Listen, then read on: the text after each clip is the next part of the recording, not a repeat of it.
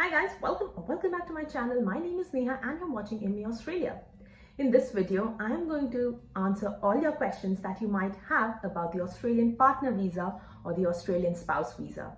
It has been 4 long years for me ever since I started this journey. Got married in 2018 on this very same day, so it's my wedding anniversary today, my 4th wedding anniversary.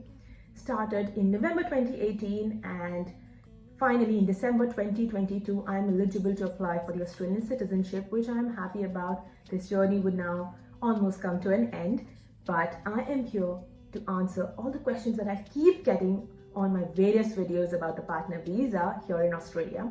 So without further ado, let's get started with today's video.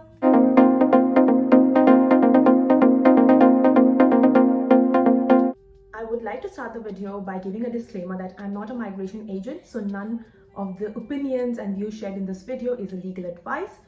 Your discretion is advised. I'm just sharing my experiences. So let me quickly give you an overview of my partner visa journey. So I applied for subclass 309/100, which is an offshore partner visa, which means I was outside Australia while applying for this visa. There's another category for partner visa, which is subclass 820/801, which is onshore partner visa, which means you should be in Australia while applying for the visa. So we got married in December 2018, and 2 months later, I applied for my subclass 309, which is the temporary partner visa. It took about a year and it was approved in Feb 2020. A year later, in March 2021, I applied for my permanent partner visa, which is subclass 100. And in the same year, December 2021, after around 9 months, my subclass 100 was approved and I was a permanent resident in Australia. In between all of this, from 2018 to 2020 Feb, I was on a visitor visa and was visiting Australia on and off due to my visa conditions. In December 2022, which is this year, I will be eligible to apply for my Australian citizenship because I've been on a permanent residency for a year and I've been in Australia for 4 years. So this year, again, I will be applying for another visa. It's not a visa, it's citizenship, but I hope that's the final one. A very big day because my husband, who's been living in Australia for almost 6 years, is gonna have his Australian citizenship ceremony. So I am going to vlog that. Make sure you watch that to understand how does the citizenship ceremony look like in Australia. But let's now that you know my journey, let's start answering your questions. The most common question that I always get is, do I need my own immigration account or my sponsor can apply for my visa from their immigration account? The answer is yes, you definitely need a separate immigration account for your visa purposes. Your sponsor cannot use their account to apply for your visa. Creating an immigration account is very easy. I will add a link to the immigration website. You can go on and create an account for yourself. Now, it's just simple. You have a login and you have a password. Every time you log in into your immigration account, you get an email to make sure there's no security breach. And remember, when you're creating your immigration account, use an email address that you will check often, because when you are applying for visas, the immigration office always asks you your mode of communication. So you can either use emails or you can use phone calls. I chose emails and they gave me regular updates, or if they had any questions or if they wanted me to upload more documents, they always sent me emails. I also had my husband as a backup for communication, so he was also getting emails so that we didn't miss it. So make sure whatever mode you're choosing, make sure you pick up phones from unknown numbers, or I would say just choose emails, that's safe. And when you are choosing email, use an email address that you will be checking very often. But bottom line is, you do need your own immigration account, and you can only apply for a partner visa through your own individual immigration account. The second question that I often get is, did I give an IELTS or a PTE or any kind of English language proficiency test? The answer is no. For an Australian partner visa, you do not need an English language proficiency test. It might change in the future, but as of now, as of December 2022, you don't need to give an English language proficiency test. The next most common question I get is, when do you pay the fees for the visa? So I paid somewhere around 7,200 Australian dollars when I had applied 3 years and now almost 4 years ago.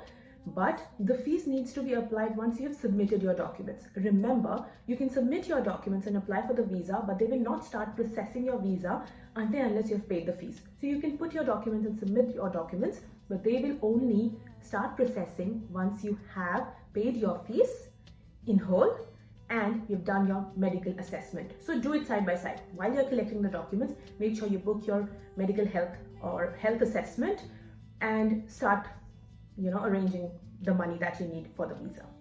Now, a lot of you asked me that you want to apply for an onshore partner visa, but are not sure if your tourist visa will be granted, because of course you need to be in Australia and you need some kind of visa to be in Australia in order to apply for an onshore partner visa. The key here is just prove that you have a family, you have a job, you have other commitments, and because of that you will go back to whatever your home country is. When I had applied for a tourist visa, they knew that I was going to get married to an Australian permanent resident and will be traveling to Australia on a tourist visa. I had all the reasons to stay here and not go back. But how I convinced them that I was going back was I showed them my return tickets. That's fine if you don't have them. I showed I had work, like I was working in an organization. I got a letter from them and showed them that I am on annual leaves and this is the date. I got a letter from my HR and showed them that this is the date I will be joining back.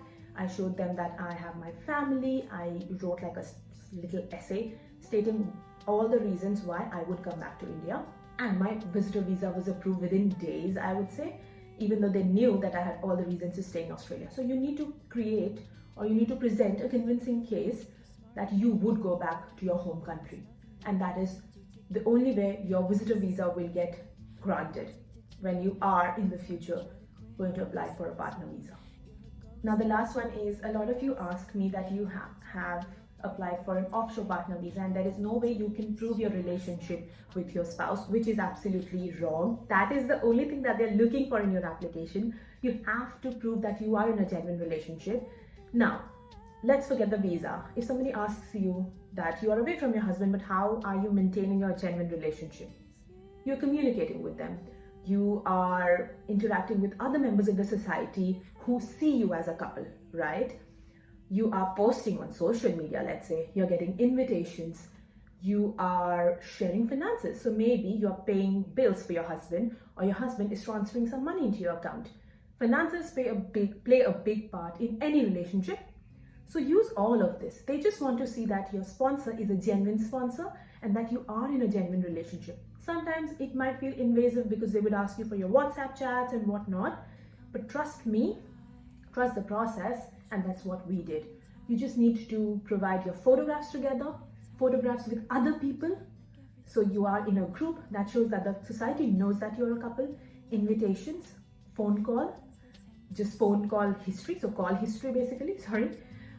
You can use all of that. You can use, if you have land bought together, you can use that. If you have any bank transactions done. So let's say when I was in India, my husband did transfer me some money and I used my bank statements to highlight those and then prove that we have an ongoing relationship. We also did use our marriage certificate, which I am sure all of you must be using. That's the most basic proof that you would use. And we both wrote essays. It was like a small SOP of some kind, stating that how we met, what is going on currently, what are plans in the future. Make sure you talk to each other and then write, because it should match. So we did that, and then we had like two, I would say, guarantors of some kind who were Australian permanent residents who did fill a form and write an essay stating that they know that we're a couple, we are in constant touch. So if you are in Australia, they could mention that, yeah, they come for dinner, they come for lunches with us, so we know that they're a genuine couple. So these two people will swear for you as well. So gather all of this. You just have to prove you're in a genuine relationship, which I'm sure you are. And those are the things that you need. So I hope this answers all your questions. If you have any more questions, I am so happy to help. Please let me know in the comment section. I will either reply to your comment or I will make another video. We can have a part 2. I have made some videos on this already. I will add the links up here. Make sure you check them out. Make sure you check all of my videos. Subscribe to my channel if this video helped you in any shape or form. Give it a big fat thumbs up. Share it with your friends and stay safe. And I will see you in my next video. Bye. You blamed it on the alcohol, but that was just like you, not controlling your mood.